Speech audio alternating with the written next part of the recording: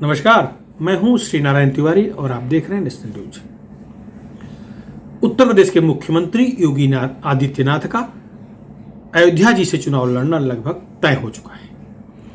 उनके अयोध्या जी से चुनाव लड़ने का सीधा सा गणित है, सीधा सा अर्थ है कि उत्तर प्रदेश में भगवान श्री राम की हवा जोरों से बहेगी।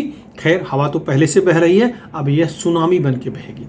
हवा का प्रभाव अब ऐसा होगा कि इसके झोंके में जो आएगा वो बह जाएगा, उखड़ जाएगा।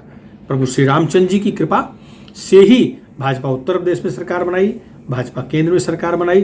भाजपा की सरकारें जब भी बनी हैं, जहां भी बनी हैं, उस पर भगवान श्री राम की कृपा रही है। याद होगा, श्री राम मंदिर आंदोलन से पहले भाजपा 2 सांसदों वाली पार्टी थी, लेकिन आज स्पष्ट बहुमत के साथ केंद्र में सत्ता में है, उत्तर प्रदेश में सत्ता में है, मध्य प्रदेश सत्ता में, बहुत सारे राज्यों में सत्ता में है।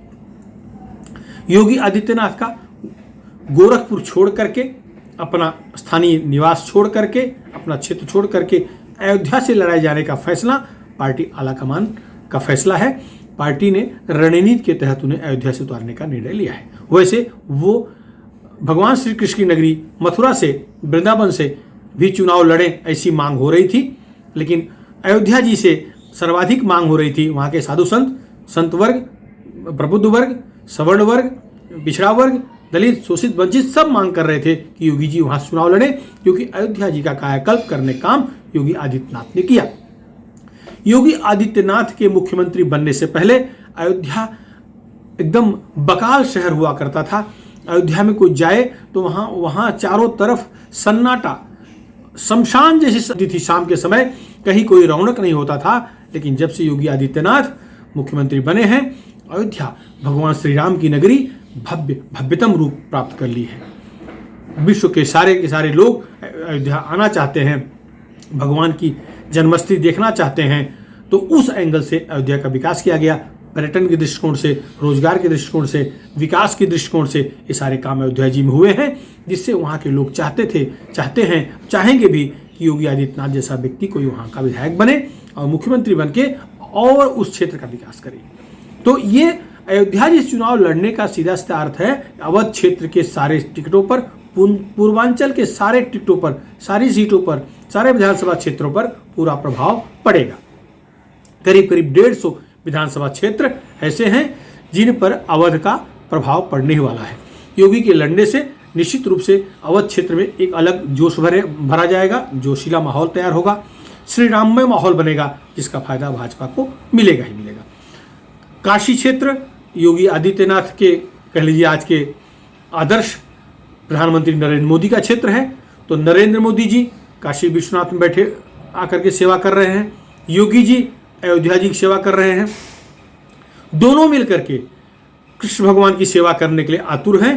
तो ये तीनों, ये त्रिकोण बन करके ऐसा माहौल बनाएगा कि विपक्ष की सारी तोड़ फोड़ की राजनीति धरी की धरी रह जाएगी। चुनाव परिणाम आने के बाद आपको दिखेगा कि अवध क्षेत्र का पताका, जैसे त्रेता युग में जैसे रघुवंश का पताका फहराता था, पूरे विश्व में दिखता था, पूरे विश्व में कोई उनका सानी नहीं था, वैसे अवध क्षेत्र का पताका फिर लहराएगा।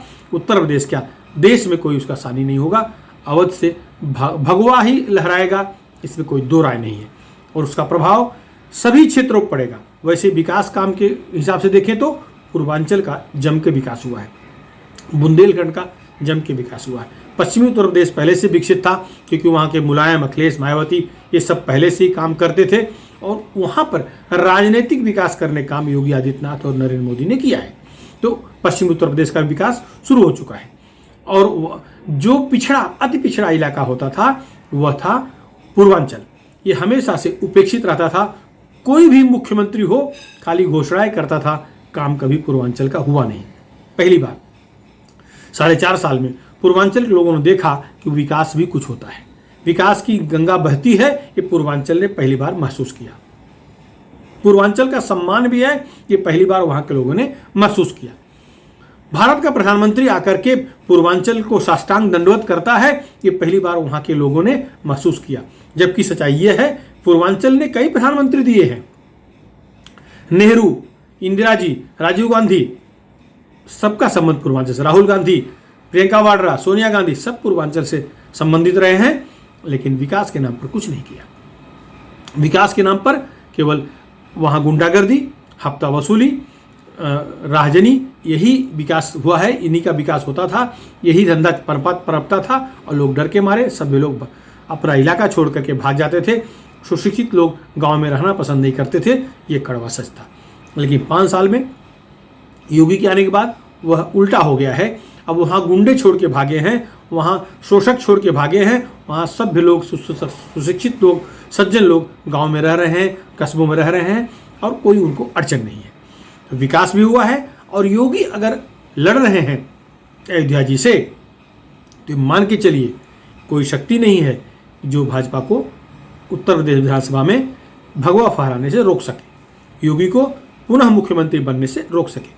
वैसे अधिकृत घोषणा होनी बाकी है, लेकिन जिस तरह सोर्सेज के हवाले से खबरें आई हैं, अयोध्या जी में ही नहीं पूरे पूर्वांचल में, पूरे अवध क्षेत्र में खुशी की लहर दौड़ गई है। योगी सन्यासी हैं, इसलिए उनको मानने वाले सभी धर्म, सभी जाति, सभी क्षेत्र के लोग हैं। ऐसा नहीं है कि योगी को मुसलमान नहीं मानते। गोरखपुर जाके पता करिए, योगी के मठ के आसपास के इलाकों में जो दुकानें किराए पर दी गई हैं, नाम मात्र किराया होता है, उसमें अधिकांश मुसलमान हैं। जरा उनसे पूछिए, योगी की बुराई करके देखिए, मुंह तोड़ देंगे। गोरखपुर के आश्रम के आसपास के जो मुस्लिम भाई हैं, मुस्लिम बहनें हैं, मुस्लिम माताएं हैं, जरा उनसे योगी आदित्यनाथ की बुराई कोई करके देखे, जिंदा लौट आए तो नाम बदली कर दूंगा, हाथ पैर तोड़ के भेजेंगे। अगर बहुत कुछ होगा तो राम नाम सत्य हो जाएगा। कोई लौट नहीं सकता, क्योंकि योगी ने सबके लिए काम किया है। तो जहाँ के सांसद रहे हैं उनके इलाके में कोई भेदभाव कभी नहीं हुआ है। मुख्यमंत्री बनने के बाद जो भी कार्यक्रम सार्वजनिक हुए हैं, सबको मिले हैं। आज किसानों की मदद का मुद्दा हो, आज गरीबी बेरोजगारों का धान्य पहुंचाना हो, पैसा पहुंचाना हो, आर्थिक सहायता हो, सब्सिडी देनी हो, सबको मिल रहा है। कोई वहाँ जाति देख करके, धर्म देख करके, इलाका देख करके मदद नहीं की जा रही, सबको मिल रहा, सब सुखी हैं। सब इस बात को मान रहे हैं कि पहले पैसा आता था, 100 रुपया वहाँ चलता था, तो पीड़ित तक जिन्हें मिलना चाहिए उन तक केवल 10 रुपये पहुँचता था, बाकी 90 रुपये लोग बिचौलिए खा जाते थे। आज 100 रुपया चलता है तो 100 रुपया सीधे बैंक खाते में जाता है, प्रभावित पीड़ित लाभार्थी के खाते में जाता है, बीच में कोई कट मनी लेने वाला नहीं है। तो इस बात को जनता समझ रही है।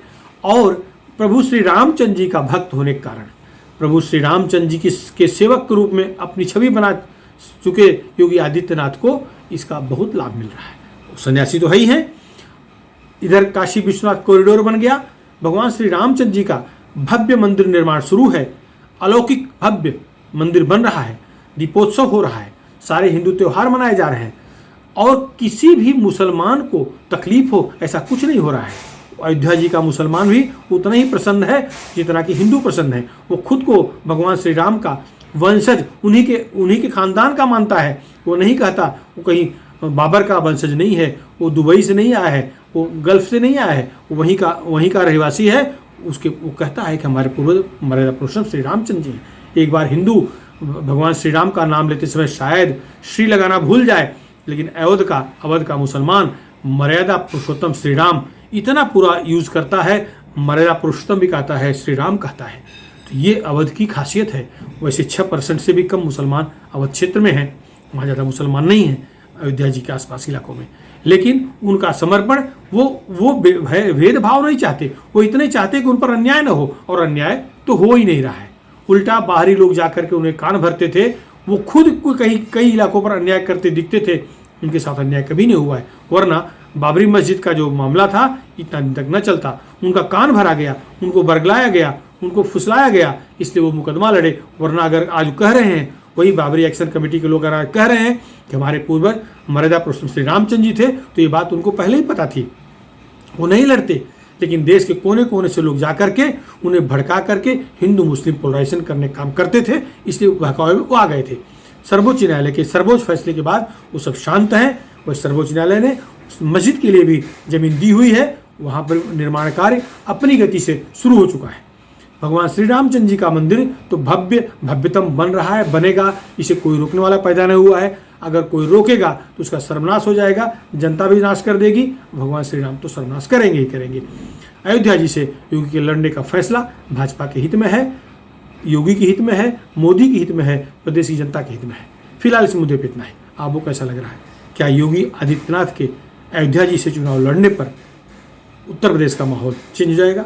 ये जो भगदड़ मची है इसका प्रभाव कम हो जाएगा। आपकी जो भी राय हो आप अपने मत को हमारे चैनल के कमेंट बॉक्स में ज़रूर लिखें। और हाँ, यदि अभी तक आप हमारे चैनल को सब्सक्राइब न किए हों तो सब्सक्राइब जरूर कर लें, इससे जो भी राष्ट्र से जुड़ी खबरें या वीडियो बनाएं और पोस्ट करें वो आपको तत्काल मिल जाए। धन्यवाद।